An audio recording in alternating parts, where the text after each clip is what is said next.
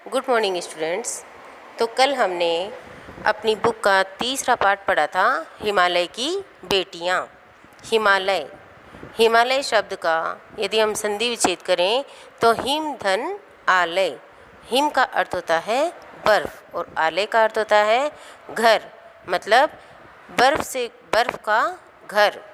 तो बर्फ के पिघलने से जो नदियां बहकर, जो पानी बहकर नीचे मैदानों की तरफ आता है, उन्हें लेखक ने उन बहने वाली नदियों को हिमालय की बेटियां कहा है, जिनमें गंगा, यमुना, सतलुज जैसी बड़ी बड़ी जो नदियां हैं, ये हिमालय की चोटी से ऊपर से बहती हुई जब नीचे मैदानों की तरफ आती है, तो लेखक ने हमें इस पाठ में ये बताया है कि किस तरीके से यदि उन्हें अगर आप उस पर्वत से निकलते हुए देखें तो वो खिलखिलाती हुई, अटखेलियाँ करती हुई, उछलती हुई इतने वेग से आकर मैदानों में आकर फिर शांत हो जाती हैं। तो यहाँ पर नदियों के बारे में हमें, नदियाँ क्या क्या उनका महत्व है हमारे जीवन में, किस तरीके से वो हमारे लिए कल्याणकारी है और क्यों उन्हें हम लोक माता के नाम से जानते हैं, उनकी पूजा करते हैं। जैसा कि आप सभी जानते हैं कि हम हमारे देश में, भारत में नदियों की, वृक्षों की, इन सब की हम इन्हें पूजा के योग्य मानते हैं, क्योंकि ये हमारे जीवन में कहीं ना कहीं बहुत ही महत्वपूर्ण स्थान रखती हैं। तो इस तरीके से इस पाठ में हमने नदियों का महत्व जाना कि किस तरीके से ये हमारे लिए उपयोगी सिद्ध हुई हैं और हमारे जीवन में इनका कितना महत्वपूर्ण स्थान है। तो अब इस पाठ के बाद में हम इसके प्रश्न उत्तर करते हैं। तो सबसे पहला प्रश्न लिखेंगे कि नदियों को माँ मानने की परंपरा हमारे यहाँ काफ़ी पुरानी है, लेकिन नागार्जुन इन्हें किन रूपों में देखते हैं। तो हम इसका उत्तर लिखेंगे कि नदियों को माँ का स्वरूप तो दिया ही गया है, लेकिन उन्हें बहन, बेटी व प्रेयसी के रूप में देखते हैं। पहले नदियों, देखिए फिर से देखिए आप प्रश्न कि नदियों को माँ मानने की परंपरा हमारे यहाँ काफ़ी पुरानी है। जैसे हम यही बोलते हैं गंगा माँ, लेकिन नागार्जुन ने उन्हें किन रूपों में देखते हैं। तो इस पाठ में जैसे कि हमने देखा था कि नदियों को माँ तो हम मानते ही हैं, इसके अलावा उन्हें हिमालय की बेटी, बहन और प्रेयसी के रूप में भी देखा गया है। तो दूसरा प्रश्न हम लिखेंगे, सिंधु और ब्रह्मपुत्र की क्या विशेषताएं बताई गई हैं। जैसे कि पाठ में आया था कि ये दो बड़ी नदियां हैं, तो उत्तर लिखेंगे अपन कि सिंधु और ब्रह्मपुत्र हिमालय से निकलने वाली दो बड़ी नदियां हैं। इन दो नदियों के बीच से अन्य दो छोटी नदियां भी बहती हैं। ये नदियां दयालु हिमालय मतलब हिमालय से जो बर्फ पिघल कर पानी बनकर नदियों के रूप में आती हैं, जो इन्हें अथाह पानी से भर देती हैं। ये नदियां दयालु हिमालय के पिघले दिल अर्थात उसकी बर्फ के पिघलने से बनी हैं। ये नदियां सुंदर एवं लुभावनी लगती हैं। तथा ये तो अपने को उत्तर में तो इतना ही लिखना है, लेकिन इन नदियों से और भी कई फ़ायदे हैं कि इनसे कई लोग मछली पालन का काम करते हैं और नदियों के पानी से कई लोग सिंचाई करते हैं। इस तरीके से नदियां हमारे बहुत सी काम में आती हैं। अब प्रश्न 3 है कि काका कालेलकर ने नदियों को लोक माता क्यों कहा है। नदियों को लोक माता, लोक होता है जन समुदाय, मतलब सबकी माता, ये सभी के लिए माता का रूप इन्हें दिया गया है। तो क्यों दिया गया है? तो जैसा कि हम सब जानते हैं कि जल ही जीवन है, इसके बिना हम जीवन की कल्पना नहीं कर सकते। जल एक ऐसा तत्व है जिसे मानव, पशु पक्षी, पेड़ पौधे सभी को हमें जल की आवश्यकता होती है। हम हमारे दैनिक जीवन में बिना जल के किसी कार्य को नहीं कर सकते। तो ये जल हमें कहाँ से प्राप्त होता है? नदियों से भी होता है। तो इसका उत्तर हम लिखेंगे, जल ही जीवन है और ये नदियाँ हमें जीवन दान देती है, अर्थात हमें जल देती है। इनके जल से हम सिंचाई कर सकते हैं, मछली पालन कर सकते हैं और विद्युत उत्पन्न की जाती है। इस तरीके से इनके जल को, और सबसे पहली बात यह है कि जब मानव सभ्यता का विकास हुआ तो वो भी इन्हीं नदियों के किनारे हुआ। और भारत में जितने भी बड़े बड़े धार्मिक स्थल बने हुए हैं वो भी इन्हीं नदियों के किनारे बने हुए हैं। मतलब हम नदियों को पवित्र मानने के साथ साथ उन्हें पूजा के योग्य भी मानते हैं। तो हम उत्तर में लिखेंगे कि जल ही जीवन है और ये नदियाँ हमें जीवन दान देती हैं। ये नदियाँ लोगों के लिए माता के समान पवित्र हैं। इन नदियों के किनारे ही मानव ने अपनी पहली बस्ती बसाई और खेती बाड़ी करना शुरू किया।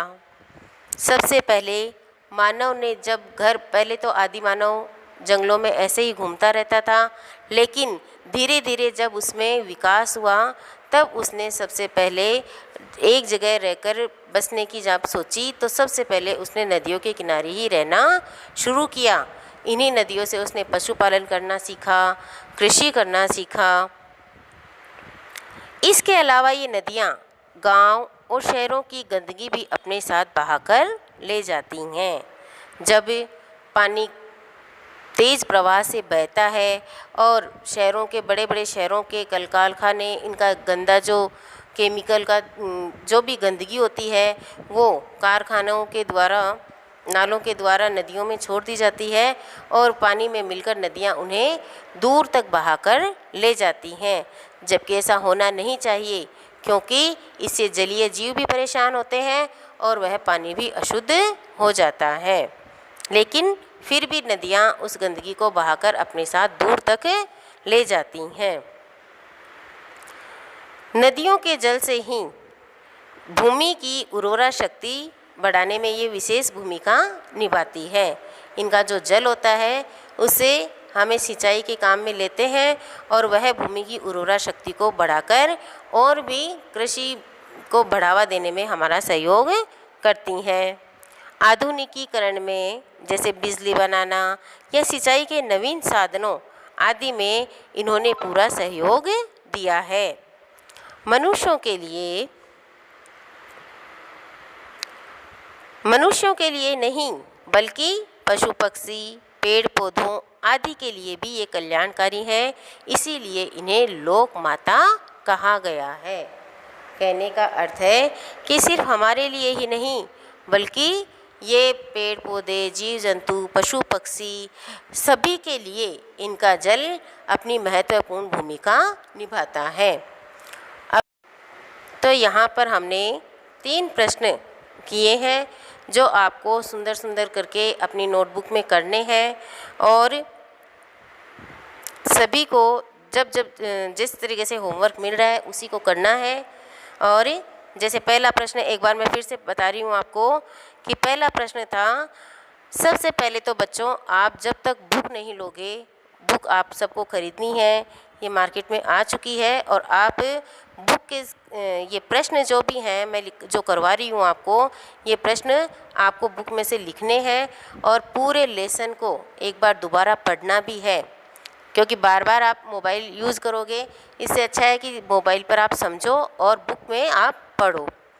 तो अपना पहला प्रश्न बुक का ये है कि नदियों को माँ मानने की परंपरा हमारे यहाँ काफ़ी पुरानी है, लेकिन नागार्जुन उन्हें किन किन रूपों में देखते हैं।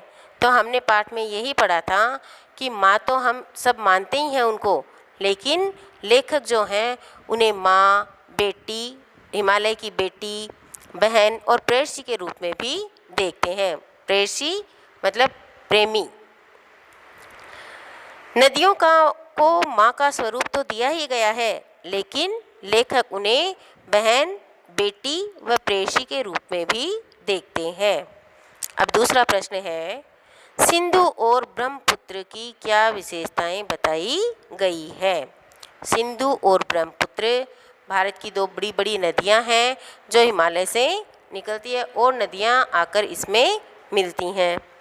सिंधु और ब्रह्मपुत्र हिमालय से निकलने वाली दो बड़ी नदियां हैं। इन दो नदियों के बीच अन्य दो छोटी नदियां बहती हैं। ये नदियां दयालु हिमालय के पिघले दिल अर्थात उसकी बर्फ से पिघलने से बनी हैं। ये नदियां सुंदर एवं लुभावनी लगती हैं। तो इस तरीके से ये हमारा दूसरा प्रश्न हो जाएगा। प्रश्न 3 है कि काका कालेलकर ने नदियों को लोक माता क्यों कहा गया है। अब हमारा यहाँ तीसरा प्रश्न है कि काका कालेलकर ने नदियों को लोक माता क्यों कहा है। तो जैसा कि लोक का अर्थ होता है जन, लोगों की, सबकी पूरे लोक की माता। तो इसके उत्तर में हम लिखेंगे कि जल ही जीवन है और ये नदियाँ हमें जीवन दान देती है। ये नदियाँ लोगों के लिए कल्याणकारी एवं माता के समान पवित्र हैं। हमारे देश में ये भारतवर्ष की एक बहुत ही बड़ी विशेषता है कि हम यहाँ नदियों को, वृक्षों को, जैसे आपने देखा होगा कई वृक्ष हैं जिनकी हम पूजा करते हैं, जैसे पीपल का है, बड़ का वृक्ष आपने देखा होगा कि हम उसकी भी पूजा करते हैं, तुलसी के पौधे की हम पूजा करते हैं, आंवले के पौधे की हम पूजा करते हैं।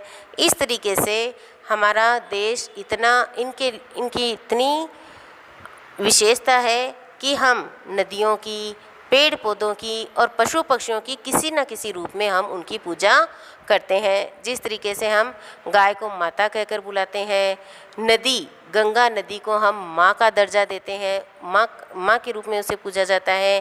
पानी के लिए भी हम नदियों को बहुत पवित्र और पूजनीय मानते हैं और लगभग जितने भी धार्मिक स्थल हैं वो सभी नदियों के किनारे ही बने हुए हैं। इन नदियों के किनारे ही मानव ने अपनी पहली बस्ती बसाई और खेती बाड़ी करना शुरू किया। जैसा कि मैंने आपको पहले भी बताया था कि मानव सभ्यता के विकास से पहले, जैसे मानव जब आदि मानव था तो वह एक जगह टिककर नहीं रहता था, जंगलों में घूमता रहता था और जब उसने धीरे धीरे उसमें विकास होने लगा, उसने एक जगह रहना शुरू किया तो सबसे पहले उसने नदियों के किनारे ही बसना शुरू किया, अपनी बस्ती वहीं बसाई और वहीं से उसने पशुपालन तथा कृषि करना शुरू किया। तो जब मानव ने अपनी पहली बस्ती बसाई और खेती बाड़ी करना शुरू किया, इसके अलावा ये नदियाँ गांव और शहरों की गंदगी भी अपने साथ बहाकर ले जाती हैं। और आजकल आप देखते हो कि नदियाँ हमारे लिए कितना कुछ करती हैं, हमें हमेशा नुकसान नहीं पहुंचाती हैं, हमारे लिए ये लाभदायी ही सिद्ध हुई हैं, लेकिन फिर भी हम इनमें क्या करते हैं, हम शहरों से बड़े बड़े कल कारखानों का जो कचरा निकलता है वो इनमें डाल देते। इनका जल भूमि की उर्वरा शक्ति बढ़ाने में विशेष भूमिका निभाता है। मानव के आधुनिकीकरण में जैसे बिजली बनाना, सिंचाई के नवीन साधनों आदि में इन्होंने पूरा सहयोग किया है। मनुष्य के लिए नहीं बल्कि पशु पक्षी, पेड़ पौधों आदि के लिए भी ये कल्याणकारी हैं, इसीलिए इन्हें लोक माता कहा गया है। तो ये तीनों प्रश्न आपको अपनी नोटबुक में सुंदर सुंदर राइटिंग में करने हैं। Thank you.